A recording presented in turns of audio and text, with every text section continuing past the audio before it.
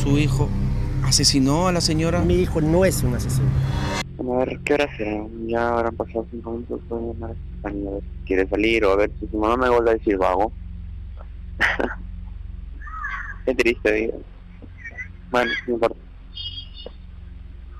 El punto es que amo mucho a Stephanie Tejada. Es el amor de mi vida, es mi razón de ser. Palabras del primer amor, sin embargo, detrás de la dulzura del enamoramiento se esconde uno de los matricidios más terribles de Perú. Fernando Lozano, a los 16 años, hizo un pacto con el demonio y cuando se dio cuenta fue demasiado tarde. Y es que, como el propio demonio, Stephanie tenía sus armas para seducir y lograr que su novio Fernando hiciera lo que fuera necesario por ella. Stephanie Tejada Niño de Guzmán, con tan solo 14 años, quería libertad, quería ir de fiesta y no ser controlada por su madre. Fernando, en cambio, quería a Stephanie, y Vilma Niño de Guzmán, la madre de la joven, sufrió las consecuencias. Por 2 meses, su cuerpo se descompuso en la casa que con tanto amor construyó para su hija, quien siguió su vida de fiesta como si nada. Aquí las preguntas son: ¿quién no estuvo locamente enamorado en la adolescencia? ¿Quién no hizo hasta lo imposible para no perder a su amada o amado? Pero, ¿quién llega tan lejos para quitar una vida? Pues bueno, esto es lo que te voy a platicar en el video de hoy.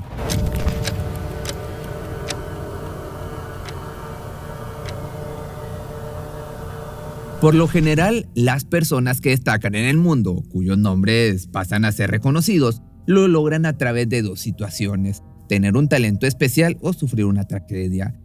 Lamentablemente, de lo segundo es por lo que el nombre de Vilma Gabriela Niño de Guzmán recorrió los portales de noticias de todo Perú en el año 2004, cuando se conoció su tétrico final a manos de su propia hija y el enamorado de ella. Pero, ¿quién fue Vilma antes de su doloroso final? Para ella su hija era todo, era su única hija, era todo.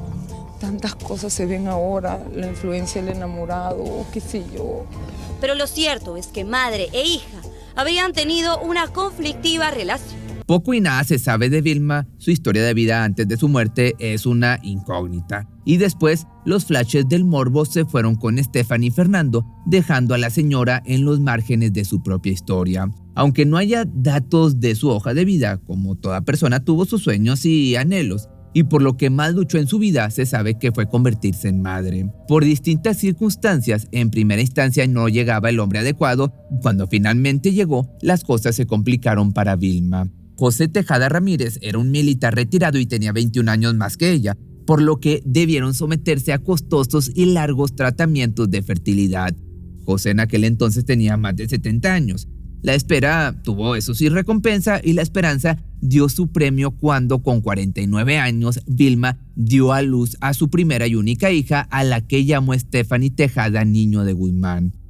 La niña se convirtió en su razón de vivir, la luz de sus ojos.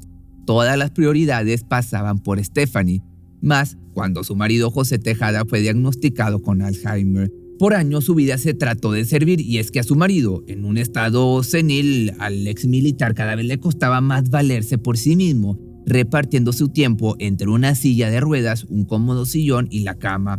Sin embargo, Vilma fue agradecida y sin quejas se dedicó a alimentarlo, cambiarlo, asearlo y surtir los medicamentos al hombre que le procuró una extraordinaria casa en Los Girasoles, en La Molina, y en especial agradecida al hombre que sembró esa semilla de su mayor tesoro, o sea, de su hija. Sin embargo, su sueño comenzó a tomar un color muy oscuro. Es sabido que la adolescencia es una instancia problemática por sus complejidades y cambios hormonales, sumado a que Vilma tenía un carácter muy autoritario y controlador. Las discusiones entre madre e hija no tardaron en llegar. Stephanie fue creciendo y al llegar a la adolescencia, sus gustos particulares chocaban con las pretensiones y planes de Vilma que tenía para ella. Le faltaba afecto, mucho afecto le faltaba, ¿no? No me lo demostraba directamente, pero indirectamente sí me daba cuenta, y yo conversé con la mamá en varias oportunidades de que había problemas por ese lado. No se llevaban bien porque su mamá era muy sobreprotectora. No le dejaba salir, no le dejaba ir a la casa de sus amigos, no dejaba que sus amigos vayan a su casa. La joven quería disfrutar su vida con lujos y brillando. Era muy coqueta, le gustaba mostrarse y se soltaba con facilidad en sociedad. como a todo adolescente, comenzó a salir con jóvenes, necesitaba experimentar. Sin embargo, para Vilma, con una mentalidad muy antigua, esas sólidas y osadías no era de su gusto. Vilma pretendía que Stephanie se convirtiera en médica, que estudiara en la universidad y fuera una ciudadana ejemplar, lejos de los deseos de flashes y popularidad que buscaba la joven. Los choques entonces comenzaron a ser frecuentes. Vilma conoció las dificultades de lidiar con la etapa de la adolescencia. Su pequeña de oro creció y el ídolo de barrio que creó comenzó a deformarse. Cuando las cosas en el hogar son tumultuosas, a veces hay que buscar consuelo afuera. Stephanie era muy popular a pesar de que su madre controlaba sus salidas y no permitía que la visitaran sus amistades. Destacaba por su, como te digo, carisma, inteligencia y belleza. Era muy coqueta, para muchos una niña adolescente con mentalidad de señorita. Se llegó a decir que incluso tuvo varios novios, pero sin dudas el noviecito oficial y protagonista de esta macabra historia fue Fernando Lozano. Stephanie era 2 años menor que Fernando. En 2014 ella contaba con 14 años, mientras que él con 16. No obstante, quien llevaba las riendas de la relación era la menor. Con su belleza y carisma influía muchísimo en el muchacho. Pues era un niño. Bueno, los dos eran unos niños. Logrando que siempre se cumplieran sus deseos. Que Fernando era, como le dio, un tonto que se dejaba manipular, que, como le decían, pisado, por decirlo así, que Stephanie lo controlaba, le decía, lo manipulaba, ¿no? Pero la pregunta o las preguntas aquí es: ¿quién nos enamoró con 16 años pensando que era la indicada y la persona para siempre? ¿Era Fernando entonces una víctima más? Pues bueno, mejor no nos adelantemos, te lo voy a ir platicando. Stephanie y Fernando comenzaron a verse escondidas, con los sentimientos y las sensaciones a flor de piel por la edad. Hacían lo imposible para que Vilma y el padre de Fernando no se interpusieran en su pasión. Sin embargo, el espíritu libre de Stephanie no se podía atar a una sola persona. Amor libre, libertad de pasión. Fernando soportaba todo, incluso los maltratos, porque lo más importante era estar con ella. Tu frialdad puede ser por alguna cosa, lo puedo entender. Pero decirte, aunque te amo y que me respondas con un simple ok. Pero lo que más me dolió fue que te comportaras así conmigo, pero con otra persona estuviera diferente. Apuesto que nunca le has hablado a nadie de mí. Me demuestras que no te importo. Parece que será otra noche de lágrimas, como siempre. ¿Amor u obsesión? Pues bueno, los límites parecían difusos en la relación de Stephanie y Fernando. No obstante, se entregaron el uno al otro y conformaron una unidad que pronto rompería los límites. Fue la mañana del 11 de enero del año 2014. Los enamorados cruzaron una línea sin retorno. Stephanie ingresó a su domicilio a Fernando a escondidas mientras Vilma daba un baño al pobre de José Tejadas, al señor que estaba enfermo. Eran las 11:45 de la mañana. Fue un día idílico en el que mantuvieron intimidad, almorzaron y vieron televisión en la cama.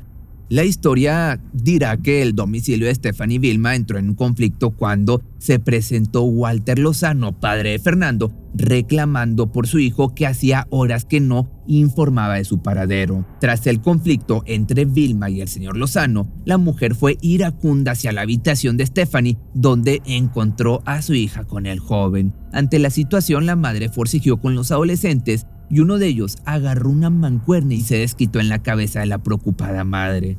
Que aquí hay que hacer un paréntesis. No sabemos si para Vilma fue más doloroso los golpes que le quitaron la vida o saber que su hija fue partícipe. Pero bueno, Stephanie y Fernando observaron cómo la señora luchaba por su vida respiro tras respiro. Cada exhalación fue un lamento para la madre, que lo único que deseó en su vida fue tener una hija. Quitar una vida, aunque sea accidental, debe causar algún trauma profundo en el alma y la conciencia de una persona.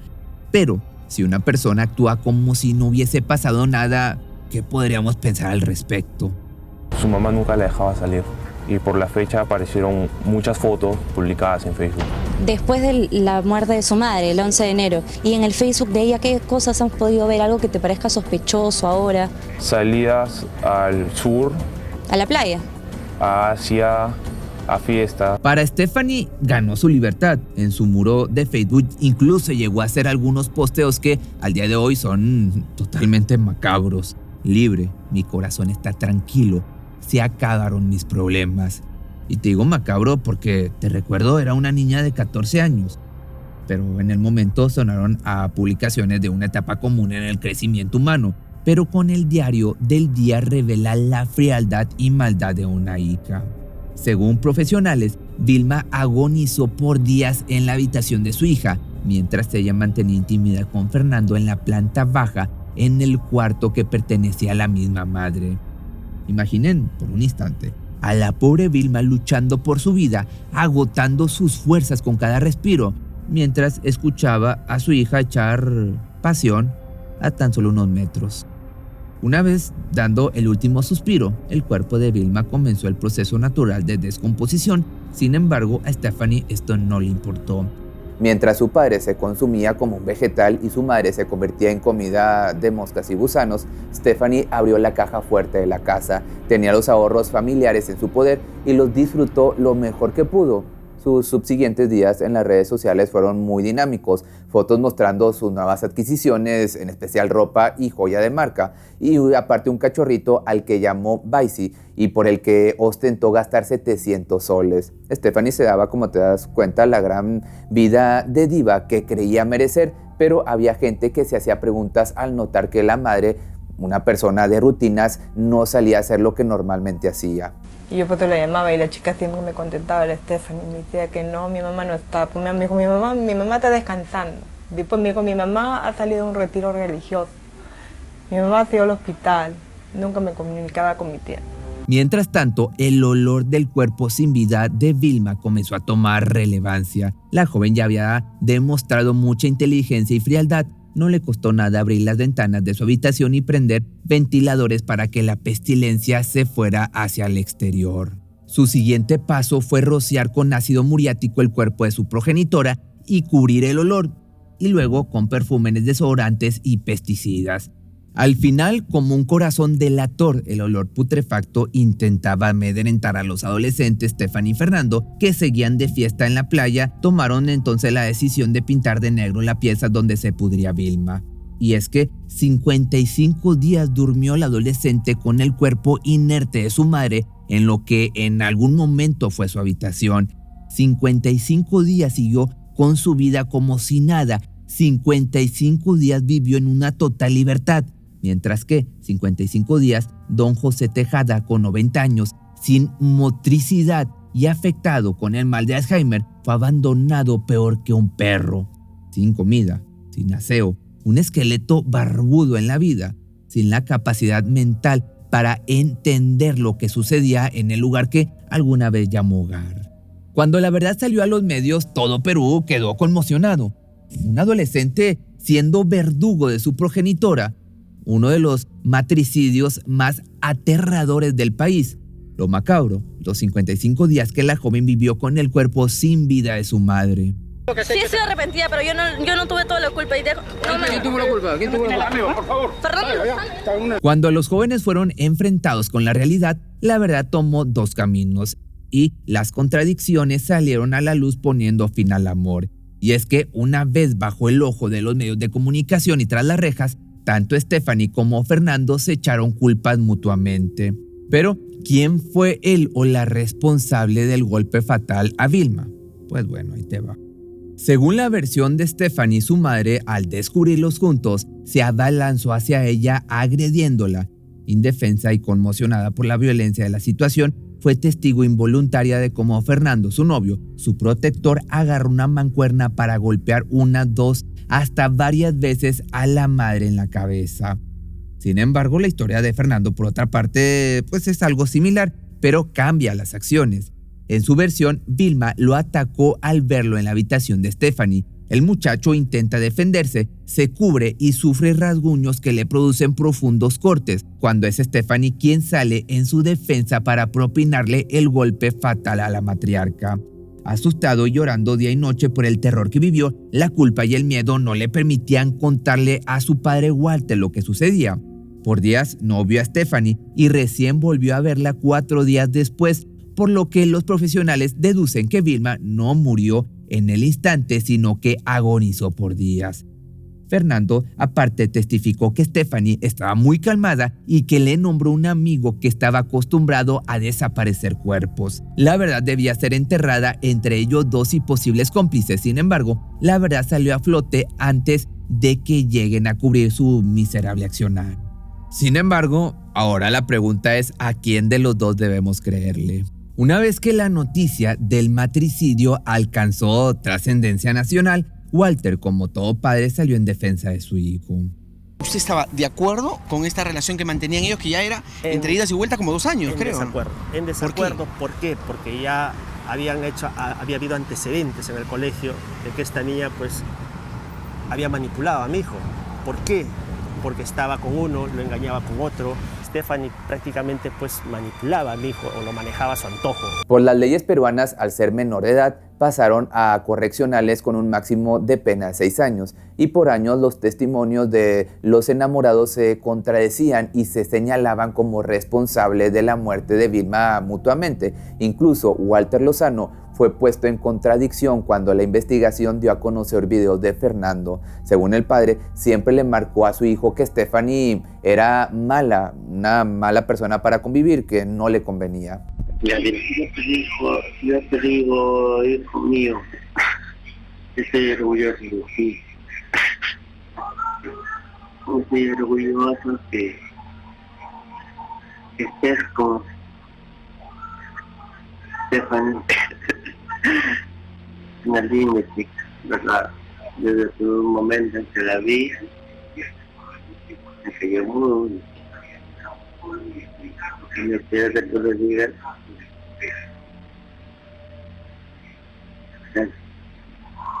que me cayó bien, Para ti esta persona muy bien.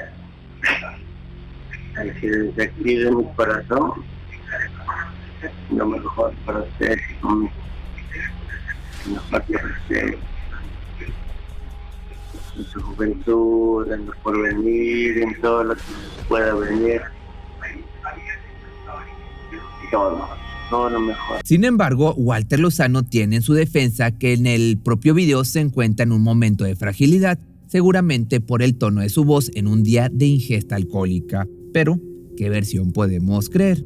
Distanciados por las rejas, los antiguos enamorados siguieron culpándose mutuamente. Según los psicólogos especialistas en estos casos, Stephanie tenía una tendencia narcisista y egoísta. Piensa solo en ella misma y debido a su inteligencia le es muy fácil manipular a las personas. En cambio, por otra parte, Fernando, al ser una persona sumisa, es muy influenciable. En este caso, tanto por su padre como por Stephanie, razón por la que en cada testimonio alteró y añadió datos. Algunos testimonios afirman que tanto Fernando como Stephanie sufrían golpizas de sus progenitores. Quizá esa fue una de las razones por las que se sintieron tan cómodos el uno con el otro. Pero por otra parte, al ser público el material de investigación, hubo un audio que heló la sangre de los investigadores. Pero ya no te voy a hacer. Quizás no te guste, pero lo haré. Voy a matarlo. Voy a matarlo. Espero que me apoyes. Porque eres tan ignorante que me quedaste así.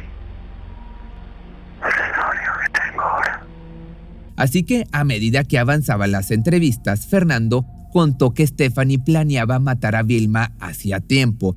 De hecho, contó que un día su novia quiso envenenar a Vilma, pero al ver que la gaseosa o el refresco tomó un tono azul, tiró la bebida al desagüe. Pero luego, ya con el pasar de los años, salieron cartas escritas por Stephanie donde marcaba el miedo que sentía por su novio, por Fernando, marcándolo como una persona obsesionada y oscura y siendo ella una víctima incomprendida.